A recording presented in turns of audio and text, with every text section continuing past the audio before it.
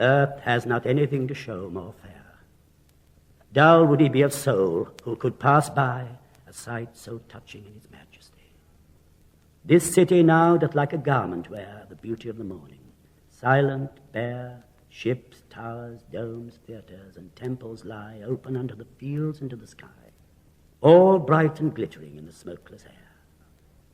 Never did sun more beautifully steep in his first splendor valley, rock, or hill. Ne'er saw I, never felt a calm so deep. The river glideth at his own sweet will. Dear God, the very houses seem asleep, and all that mighty heart is lying still. In Xanadu did Kubla Khan a stately pleasure dome decree, where Alf, the sacred river, ran through caverns measureless to man, down to a sunless sea.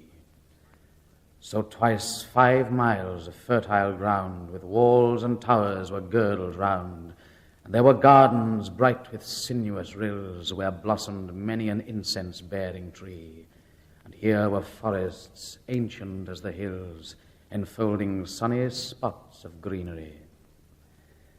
But oh, that deep romantic chasm which slanted down the green hill athwart a cedarn cover, a savage place, as holy and enchanted as ere beneath a waning moon was haunted by woman wailing for her demon lover.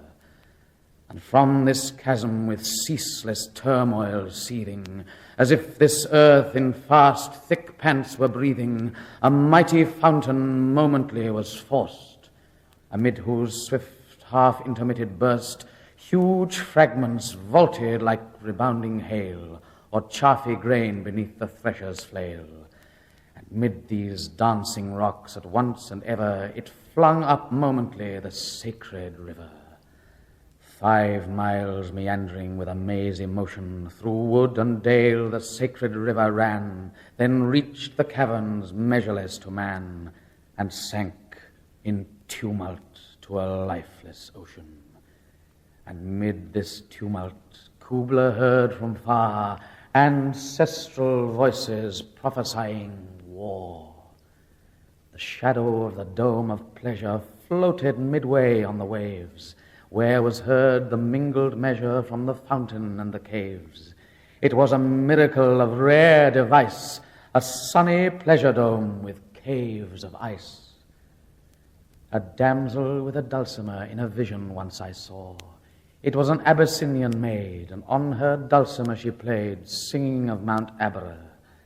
Could I revive within me her symphony and song, to such a deep delight 'twould win me, that with music loud and long I would build that dome in air, that sunny dome, those caves of ice, and all who heard should see them there, and all should cry, beware, beware, his flashing eyes, his floating hair.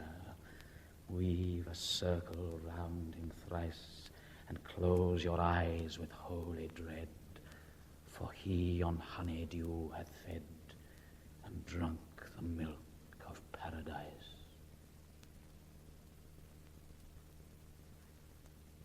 When I have fears that I may cease to be, before my pen has gleaned my teeming brain, before high-piled books in charactery hold like rich garners the full-ripened grain, when I behold upon the night's starred face huge cloudy symbols of a high romance, and think that I may never live to trace their shadows with the magic hand of chance, and when I feel, fair creature of an hour, that I shall never look upon thee more, never have relish in the fairy power of unreflecting love, then on the shore of the wide world I stand alone and think, till love and fame to nothingness do sink. My heart aches, and a drowsy numbness pains my sense, as though of hemlock I had drunk, or emptied some dull opiate to the drains 1 minute past and leafy woods had sunk. 'Tis not through envy of thy happy lot, but being too happy in thy happiness, that thou, light-winged dryad of the trees, in some melodious plot of beechen green and shadows numberless, singest of summer in full-throated ease. Oh, for a draught of vintage that hath been cooled a long age in the deep delved earth, tasting of flora and the country green, dance and Provençal song and sunburnt mirth. Oh, for a beaker full of the warm south, full of the true, the blushful hippocrene, with beaded bubbles winking at the brim and purple stained mouth, that I might drink and leave the world unseen, and with thee fade away into the forest dim. Fade far away, dissolve, and quite forget what thou among the leaves hast never known, the weariness, the fever, and the fret here where men sit and hear each other groan, where palsy shakes a few sad last grey hairs, where youth grows pale and spectre thin and dies, where but to think is to be full of sorrow and leaden-eyed despairs, where beauty cannot keep her lustrous eyes, or new love pine at them beyond tomorrow. Away, away, for I will fly to thee, not charioted by Bacchus and his pards, but on the viewless wings of poesy, though the dull brain perplexes and retards. Already with thee, tender is the night, and haply the queen moon is on her throne, clustered around by all her starry fays. But here there is no light, save what from heaven is with the breezes blown through verdurous glooms and winding mossy ways.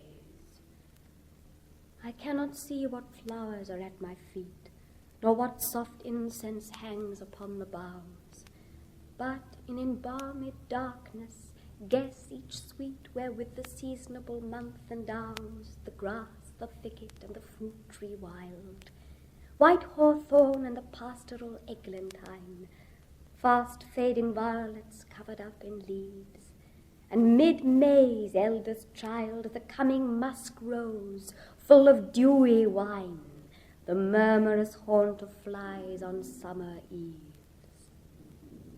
Darkling I listen, and for many a time I have been half in love with easeful death, called him soft names in many a mused rhyme to take into the air my quiet breath. Now more than ever seems it rich to die, to cease upon the midnight with no pain, while thou art pouring forth thy soul abroad in such an ecstasy.